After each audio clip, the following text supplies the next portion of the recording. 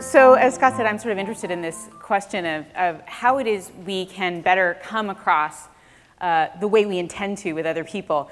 And it's really one of the key things, right? In collaborating or in leading, you need to come across the way you intend to. The bad news is we don't do it nearly as often as we think we do. I mean, everybody in this room knows what it's like to not come across the way you meant, to make a bad first impression. The reality is we're actually doing it a lot more than we think. No one is immune to this. In fact, even presidents are not immune. In fact, actually, sometimes it seems they're particularly likely to not come across the way they intend to. And here's one of my favorite examples. Here's a photo of George Bush at a G8 summit there with Angela Merkel and some of the other G8 leaders. And, you know, it's stressful. They're working together, a lot of tough issues on the table. And I guess at some point, President Bush felt that Angela Merkel looked like she needed a back rub. So you can see the play-by-play here of how that went. Here she is actually, at the moment she realizes she's being rubbed. Here she is actually physically shaking him off.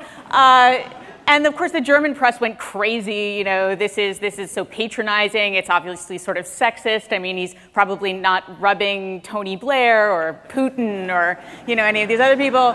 So he rubs, you know, and I guess don't rub Angela Merkel was something he needed to be told in advance. Most of us just sort of know that. But you know, he's not exactly my favorite person, but I'm going to give him the benefit of the doubt and say, you know, he didn't intend to be just chauvinist or patronizing. He honestly probably was just trying to be nice and give someone a back rub. And this is the kind of thing that happens altogether too often. We don't come across the way we intend. Our intentions aren't clear to other people. And each of us knows what this is like. We've all had the experience. Other people are really just not getting us, particularly troubling when it's your colleagues or the people that work for you. Now, why does that happen? Why is it so hard for people to understand us? In large part, it's because you're a lot harder to understand than you think you are.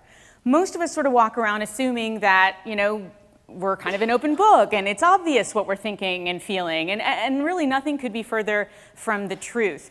And to really kind of make sense of it, you can see it if you really kind of break it down into the information you have about you and the information other people have about you, and you look at it sort of play by play. So, for example, your intentions, you know what they are, other people do not, right? They don't have access to that. They have to guess. Your thoughts, advances in neuroscience notwithstanding, nobody's looking in your head anytime soon. So no, other people don't know what you're thinking. You might tell them, but most of the time we don't. Your feelings, again, you know what they are, other people do not. But what about you know, being able to read feelings on your face? Well, that's a funny one, because yes, people have access to what you're doing with your face, and generally you do not. And that can be a real problem, actually, because we don't know what we're doing with our faces. And in fact, actually, faces are very, very hard to read. With the exception of the major strong emotions like anxiety, disgust, profound sadness. It turns out that the face you're making when you're not at all hurt by what I just said looks a lot like the face you make when you are in fact hurt by what I just said. And it's really, really hard for other people to tell what your face is doing and what that relationship is to what you're feeling and what you're thinking. Your body language, again, other people definitely notice this, largely unconsciously. But you might know what you're doing. I mean, you can kind of cultivate awareness of what you do with your body, but most of us really have no idea what we're doing with our bodies. So we are sending very clear signals with our body language, and most of the time we don't know we're doing it. Okay, what about your behavior? Yes, you have access to that. And yes, sort of. This gets an asterisk. Other people have access to your behavior and also what you say. But there's little asterisks there for a reason, and that is, first of all, they have to be actually paying attention to your behavior and paying attention to what you say, which is kind of a big assumption to make, that other people are actually doing that. But more than that, it's important to realize that all actions and all words really are open to interpretation, right? There's really many meanings to the things we say. And so we have a tendency to feel like, you know, beauty is in the eye of the perceiver when we really, and that's true, by the way, but what's really true is that everything is. Everything is in the eye of the perceiver. Everything is given meaning by the person who's trying to understand you.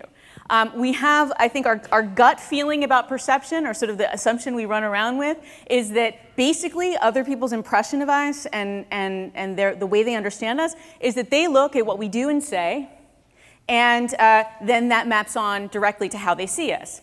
No, that's not how it works. They look at what we do and say, they pay attention to some of what we do and say, and then they interpret that, and then that's what they think of us. Now, to really get then why we don't come across the way we intend to, we need to understand what's happening in that interpretation box.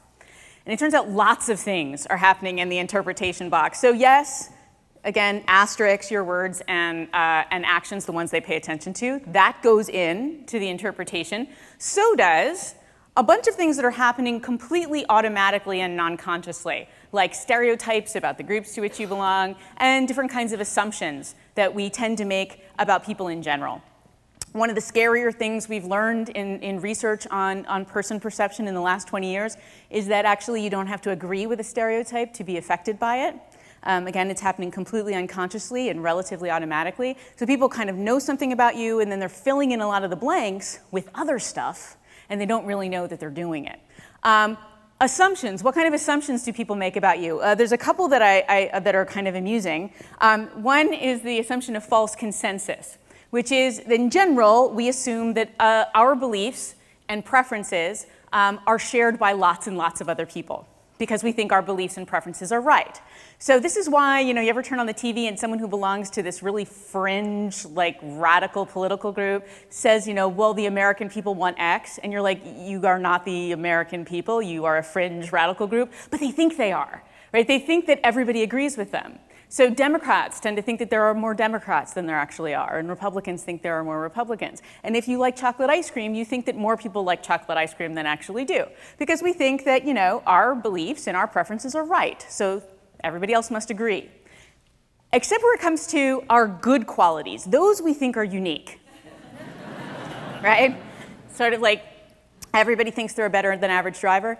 My favorite example of this is called false uniqueness, right? So when it comes to your goodness, you think other people are less likely to be good in the ways that you are. And my favorite example of this is from a 1980s survey of Americans asking them, first, do you follow the 10 commandments for each commandment? Which one, do you follow or not? Do you obey it? And then, what percentage of Americans do you think also obeys this commandment? Here's a real eye-opening one.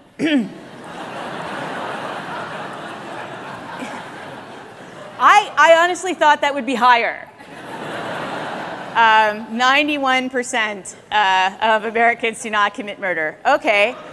And 64% say they don't use profanity. Lie. That's not true. But anyway, look at the numbers. So this is how many people say, I obey this commandment. And then this is how many people say, this is what they think the average Americans do.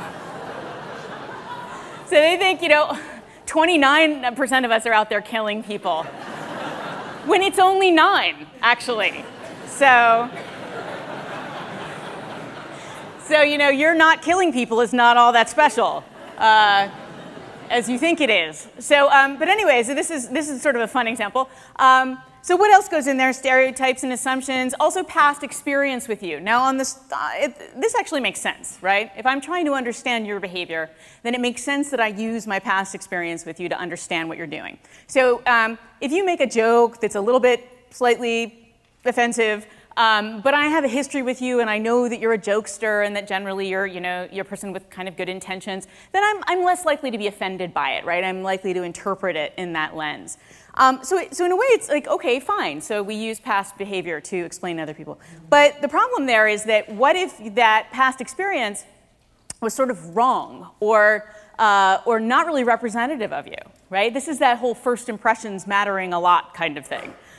Where someone gets the wrong first impression of you, they tend to then use that, again, not consciously, people aren't trying to be jerks, but their brains are wired this way, to use that first impression to then understand everything else you do through the lens of that impression, right? So that obviously creates problems when we don't make the right impression from the get-go, when we don't come across the way we intend. What else goes in here? Stuff about them. Nothing to do with you.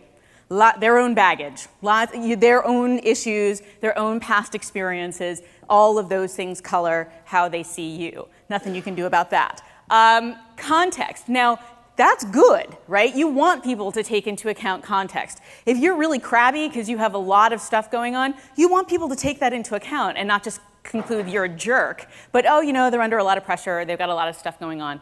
The problem with context, though, is that brains in general do not take context into account unless they have a lot of time and they're really motivated to do so, right? Your perceiver is not going to work that hard to understand you most of the time, right? So a lot of times we don't actually take context into account when we understand other people, and we just think, oh, so-and-so's a jerk, or oh, so-and-so is this or that, without really thinking about the situation in which their behavior occurred in. So that can lead to a lot of misunderstandings and, again, not coming across the way you intend.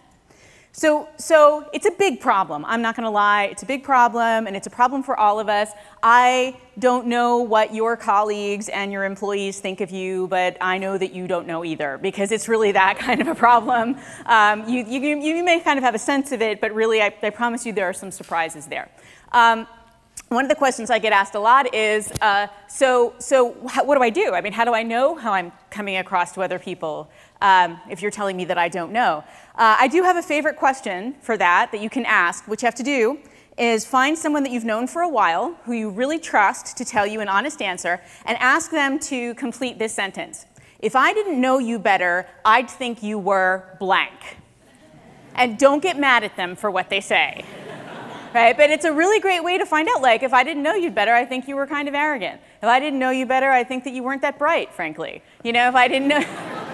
You know, you hear some surprising stuff, and yet it's a really, really great source of information, because sort of to really understand, to solve the problem of coming across the way you intend, you really need to start by saying, okay, how am I actually coming across? And in general, people don't know how they're coming across, so get that information.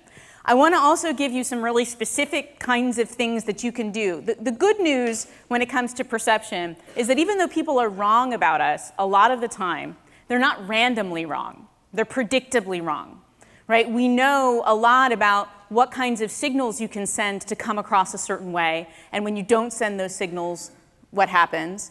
And so you can kind of think of it as, you know, your job, if you want to be understood by other people, is, you know, there's the signal that you're trying to send, and there's a lot of noise, which I just showed you, all that other stuff, right? Assumptions and stereotypes and their past experience and so on.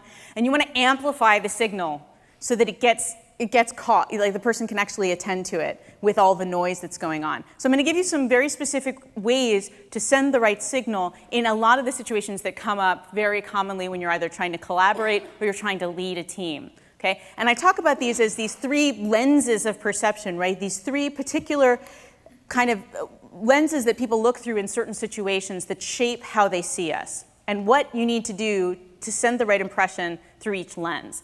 The first is the trust lens. This is happening basically all the time. We're wired to be asking ourselves the question, can I trust you, of everybody in our lives. Right? Again, this is one of these survival things.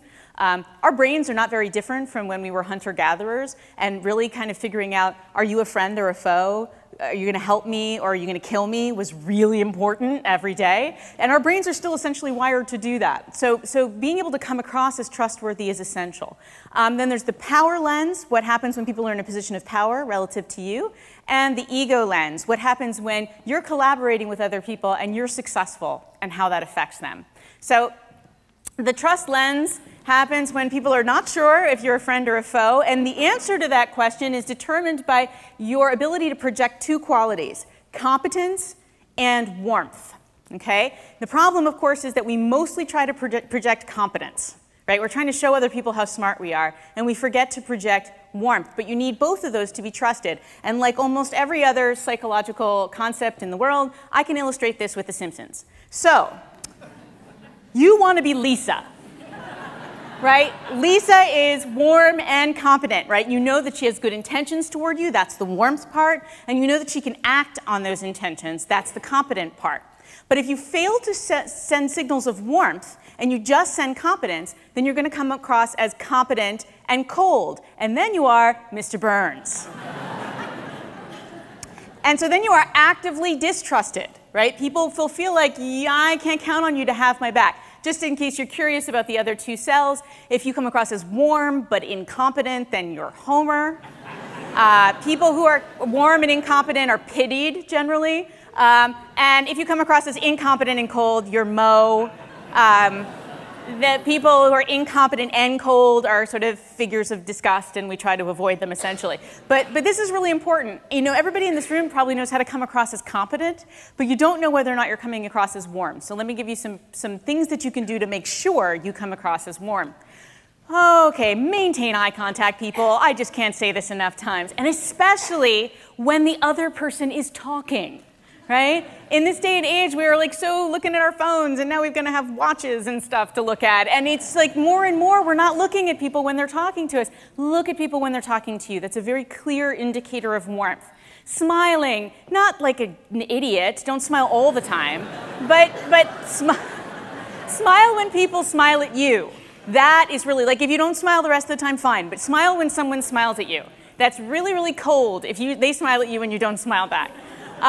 Nod, again, not like crazy, but when other people are talking, you know, you do the thing at the end where you like go, huh, you know, like that. Turns out that's really important.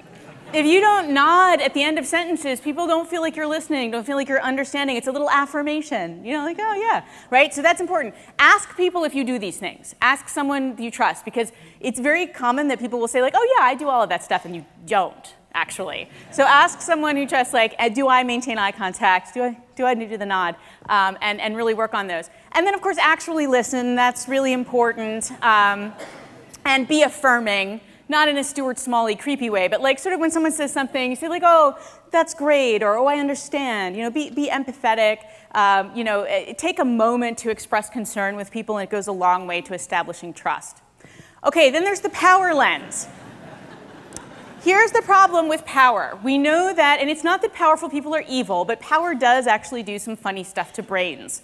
And one of the things that power does is really narrows people's focus of attention, so that when you're in a position of power, you tend to see everybody the same way, right? You tend to rely on stereotypes and assumptions even more. You pay less attention to the relatively powerless.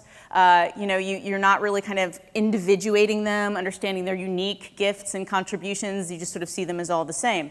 In fairness, part of that is because you got a lot to do. Usually powerful people have a lot going on. So in order to really get their attention, to become that pencil, right, that actually the powerful person notices, what do you have to do?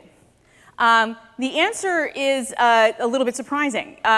You might think, well, ingratiation, this is what people always do with powerful people, right? They flatter them. Nope, that's not it. Powerful people don't care if you think they're awesome. They think they're awesome. That's enough. They don't need you. Doing a great job, right? If I do my job really, really well, that will get the powerful person's attention. No, it won't.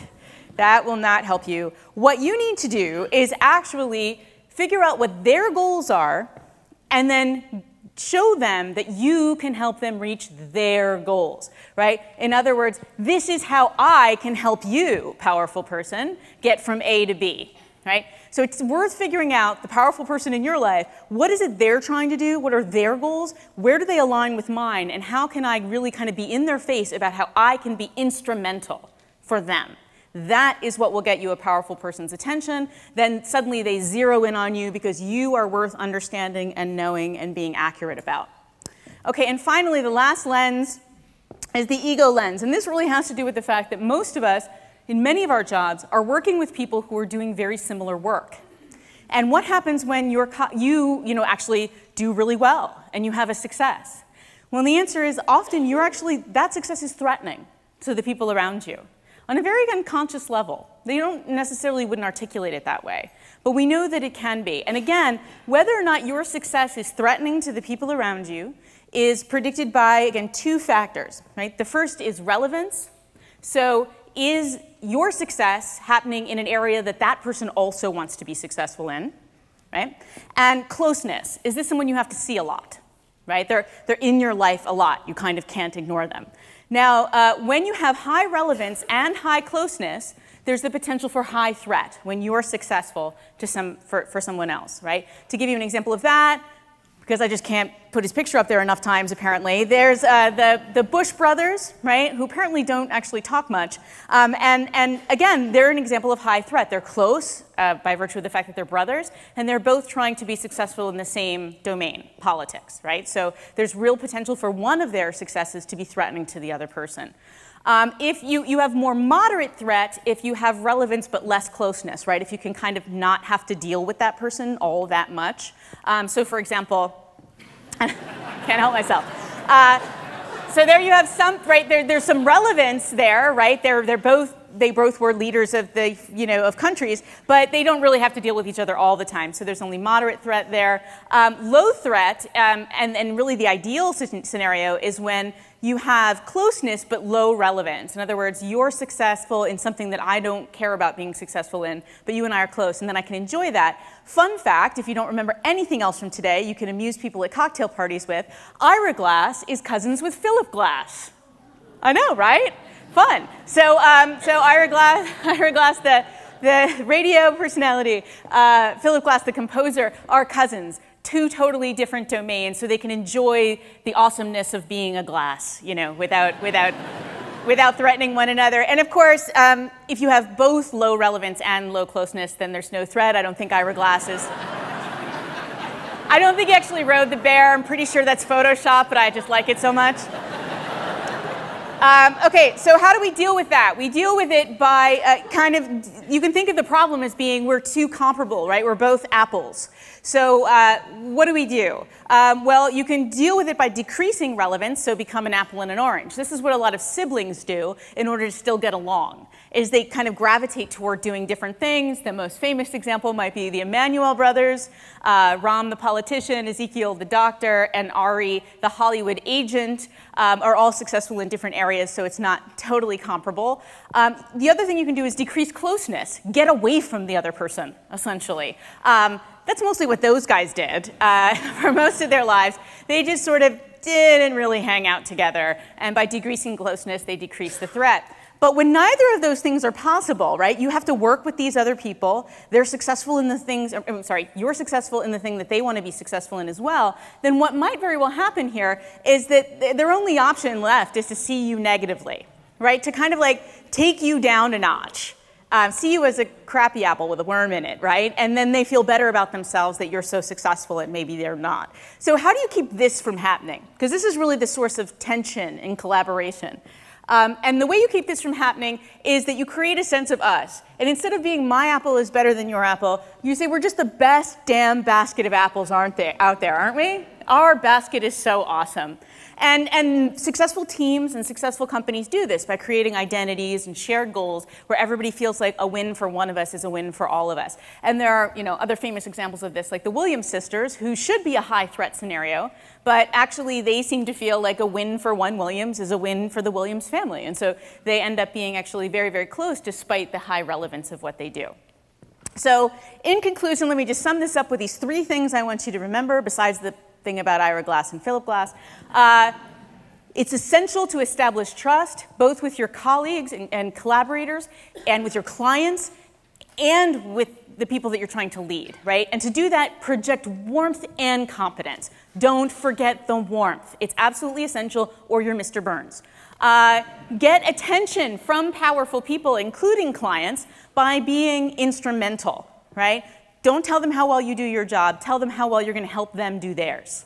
Okay? That's what's key. And then finally, to be awesome and likable at the same time, go out of your way to create a sense of us, right? To enjoy other people's successes so that they feel that there's a community kind of going on and they can also afford to enjoy your successes as well. And if you want to learn more about this stuff, here's my book. Okay, thank you all so much for your time.